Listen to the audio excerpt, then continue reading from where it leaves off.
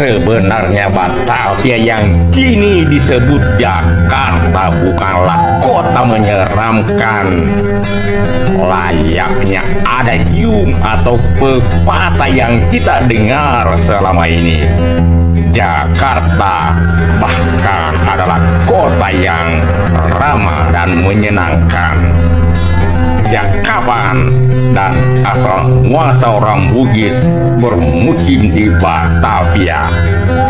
Bermukimnya orang-orang Bugis di Batavia bukan hal yang kebetulan terjadi.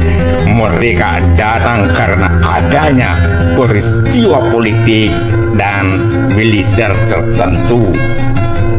Awalnya pada hari Sabtu tanggal 25 Desember tahun 1660 Masehi, Raden Ritata Rumpalaka dan kawan-kawannya berlayar dari Bukit Cempalagi menuju Buton.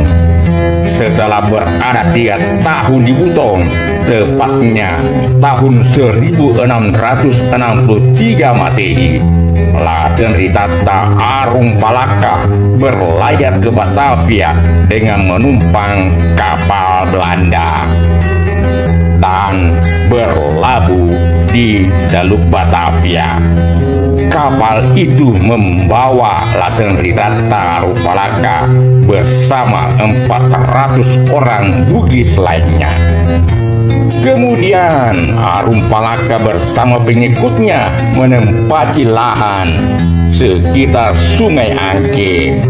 Lahan tersebut pinjaman dari Kompeni Belanda dan tidak diberi hak milik. Dalam rombongan orang Bugis itu terdapat pula Arumpak Tojo dengan beberapa pengikutnya.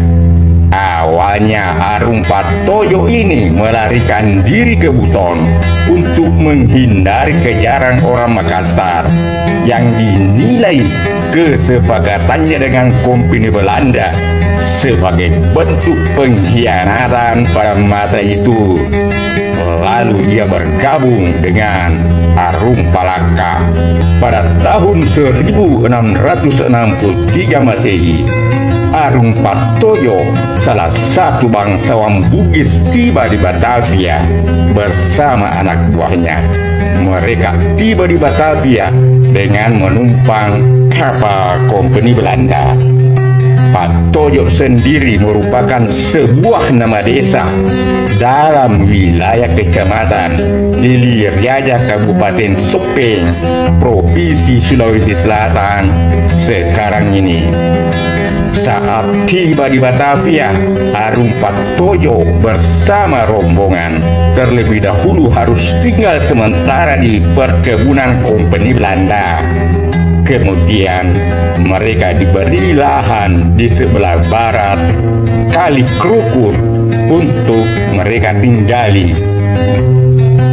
Kawasan tempat tinggal Arumpak Tojo ini selanjutnya bernama Petojo, terletak di kawasan Gambir, Jakarta Pusat sekarang ini. Seperti diketahui, berbagai kelompok etnis Nusantara meninggalkan namanya menjadi sebuah kampung di Jakarta saat ini, ketika Jakarta masih bernama Batavia dan menerapkan politik secara segregasi atau hidup terpisah berdasar kelompok etnis. Etnis Bugis dari Sulawesi Selatan adalah salah satunya. Beberapa nama kampung Bugis sampai kini masih dikenal, seperti di sebelah utara Jalan Tubagus Angke, Penjaringan, Jakarta Utara, yang pada tahun 1663 pengelolaannya diserahkan kepada Rumpalaka bersama 400 pengikutnya yang disebut To Angke atau orang Angke. Begitu pula kampung Bugis yang berada di sebelah utara Jalan Pangeran Jayakarta dan sebelah utara Jembatan 5 yang pada tahun 1690 mulai jadi permukiman orang-orang Bugis. Kenamaan toponim permukiman orang-orang Bugis ada yang berdasarkan dari nama pimpinan, seperti hanya nama Kampung Petojo yang pengelolaan wilayahnya diserahkan oleh pemerintah kolonial Belanda kepada seorang pimpinan Bugis bernama Arung Patojo tahun 1663. Kampung Petojo saat ini terletak di sebelah utara Tanah Abang. Keberadaan etnis Bugis di Batavia tidak terlepas dari sosok Arung Palaka, Raja Bone yang hijrah ke Batavia.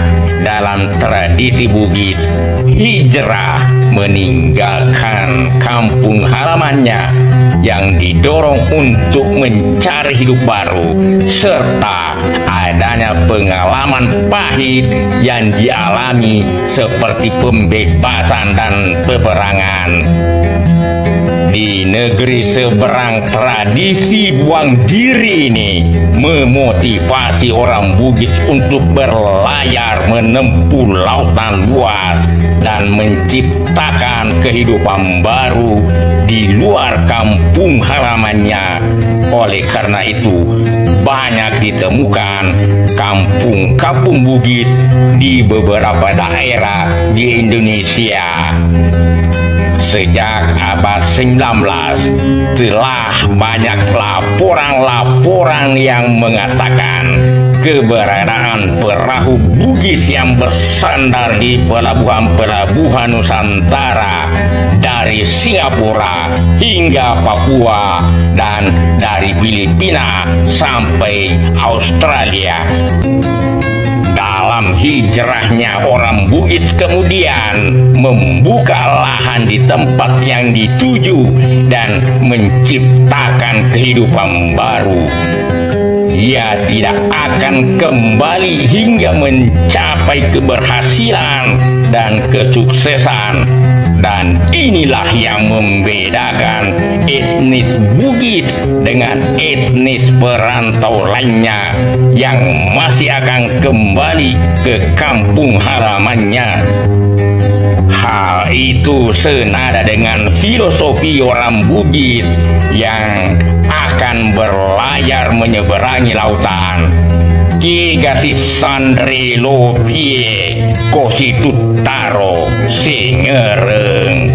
Artinya, dimanapun perahu ditambatkan, di sanalah budi baik ditanamkan. Peningkatan jumlah daerah komunitas Bugis di Tanjung Priok setelah dipindahkannya pelabuhan utama Batavia oleh pemerintah Belanda dari Sunda Kelapa ke Tanjung Priok di akhir abad ke-19. Di kawasan utara kota Jakarta terdapat sebuah kawasan kampung nelayan, yaitu kawasan Kamal Muara. Di kampung nelayan Kamal Muara saat ini dapat ditemui dialek-dialek Bugis yang kental. Mereka umumnya dari Bone, Sopeng, Wajo, dan Luwu. Sejak dahulu kawasan Kamal Muara memang dikenal sebagai kawasan kampung Bugis yang berada di pesisir utara kota Jakarta. Banyak keunikan lain yang bisa kita jumpai di kawasan tersebut, seperti banyaknya bangunan yang dicat berwarna-warni. Pada tahun 1960-an terdapat gelombang pendatang dari kawasan Sulawesi yang berlayar dengan perahu dan membuka lahan bakau di kawasan Kamal Muara. Mengingat pada masa itu Kamal Muara masih merupakan hutan bakau yang lebat. Kamal Muara merupakan kawasan pantai dengan banyaknya hutan bakau yang menyelimuti sekitar pantai. Orang Bugis memilih kawasan pantai sebagai tempat untuk ditinggali.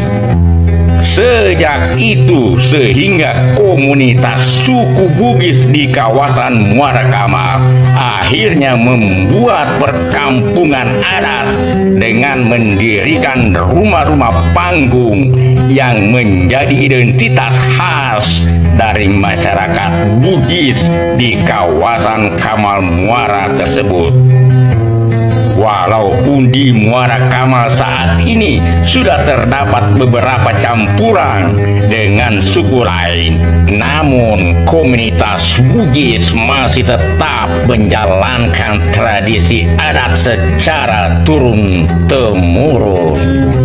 Jika ada masyarakat Bugis menikah dan pasangannya memiliki keturunan yang sama, perayaan pesta pernikahannya pun tetap mengikuti jejak leluhur mereka.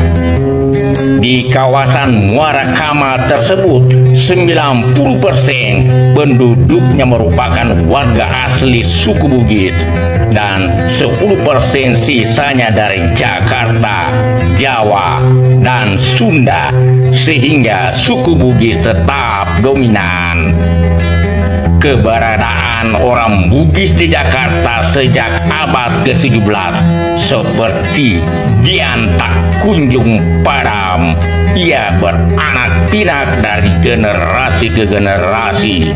Meski jauh dari kampung halaman, ia tetap menjunjung tinggi nilai-nilai peradaban leluhurnya.